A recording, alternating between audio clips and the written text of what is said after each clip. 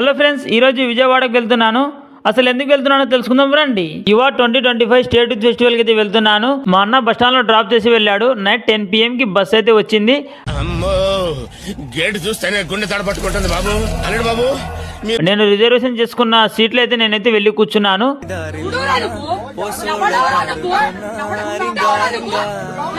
ఆధార్తో పాటు బస్సులో వెళ్ళేటప్పుడు బర్త్ సర్టిఫికేట్ తీసుకుని వెళ్ళండి.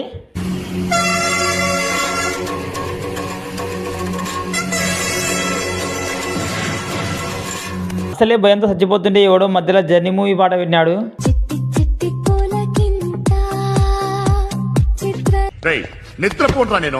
ఫైనల్లీ సేఫ్ గా మార్నింగ్ 5:30కి విజయవాడకి చేరుకున్నాను. బస్ స్టాండ్ లోనే 1 అవర్కి 25 రూపీస్ పే చేసి బెడ్ తీసుకొని హాల్లో మూవీ చూసుకుంటూ కూర్చున్నాను. 6:30కి ఓలాలో బైక్ బుక్ చేసుకొని కేఎల్ యూనివర్సిటీకి బయలుదేరాను.